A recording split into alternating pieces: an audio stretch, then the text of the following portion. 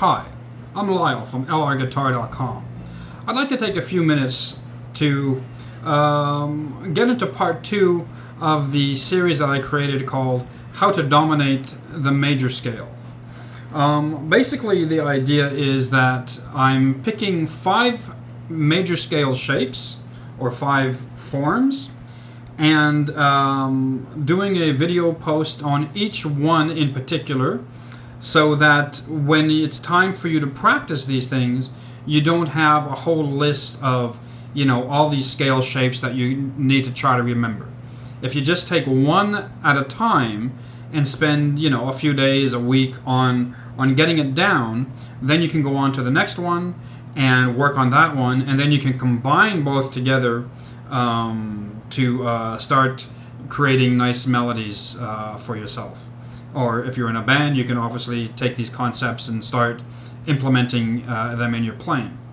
So I had already done a first installment with a scale form or scale shape called the 6-2. And if you go on lrguitar.com, you will see that post and check out the lesson. It basically just goes like this. And basically the idea is that I'm starting on the 6th string, so that's the 6th part of the form, and then I'm starting with my 2nd finger, which is the 6-2 part. Now, we're going to go on to a new scale form. This is called the 6-4, and it's the same principle. I'm starting on my low E, or my 6th string, and I'm starting in this instance, we're going to be doing it in the key of C. So I'm finding my C note on the 6th string. That turns out to be the 8th fret. And we're starting with our pinky, or our 4th finger. So here we go, and follow along if you want to.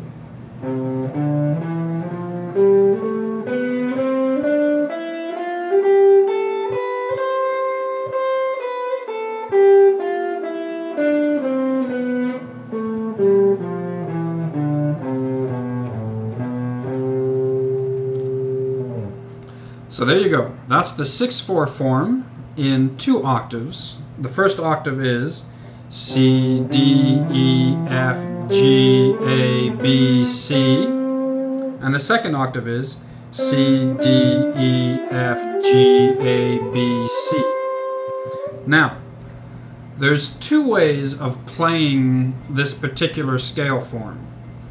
I've showed you the scale form that I'm most comfortable with, which is basically when I'm getting down to the B note on the 4th fret on the 3rd string, I'm doing a little bit of a shift out of the position with my 1st finger. So basically it's like this.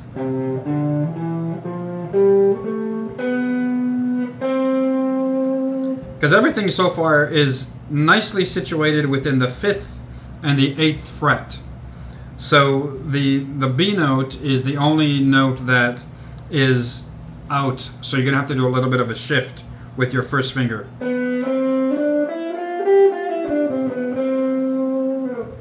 Now, there's an alternative way of playing that, and it's like this.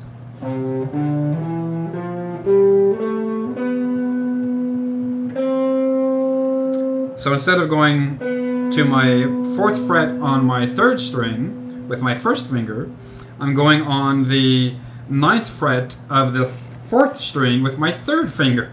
No, with my pinky, sorry.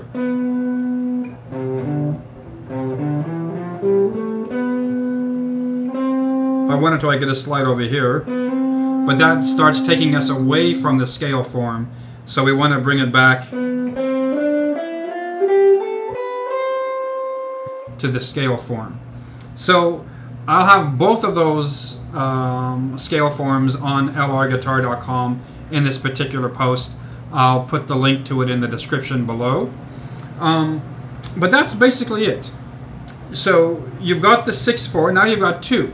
You've got the 6-2 and the 6-4. So you can combine them both to start creating some really nice melodies.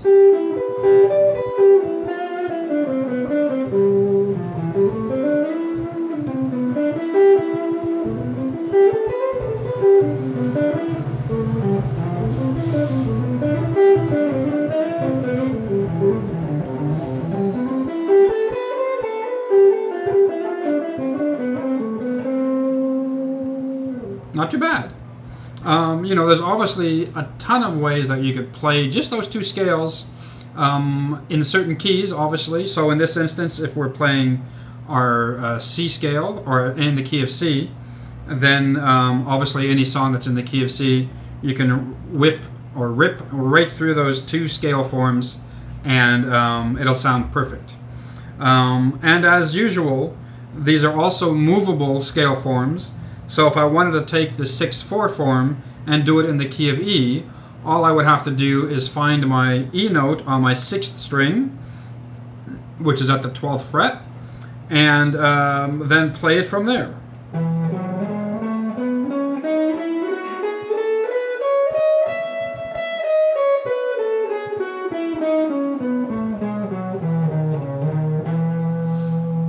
Now, as I said in the first installment, basically I'm starting and finishing on my E, but I'm also including notes before it, just to sort of extend the scale a little bit, which gives it a nice flavor sometimes.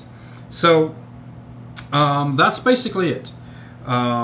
Start beginning to practice the 6/4 form if you've already practiced and gotten down comfortably the 6/2 form, and start trying to implement it in, if you're playing in a band, start playing that stuff right away. Even at home, start creating nice melodies. There's a lot of stuff you can do with, now we have two scale shapes, so it's starting to get exciting. And if you've done anything with these on YouTube, send me a video response. Tell me how it's going. If you've liked this post, leave me a comment below or on my lrguitar.com site. If there's other things you would like to see in terms of lessons, let me know and I'll try to accommodate. And if you're in the Montreal area and you're looking for a guitar teacher, that's me. So contact me either on YouTube or through my lrguitar.com site. And that's it. Put this stuff into practice. Start getting it under your fingers so it'll be comfortable. And I'm going to come up pretty soon with another scale form that will kind of finish this area. It's going to be the 6/1, and it's going to basically mean that you're going to go from here all the way over to here with 3 scale forms. So that's really cool. And the other thing I wanted to say, which I just reminded me of, if you notice, this is where the A minor pentatonic scale comes from.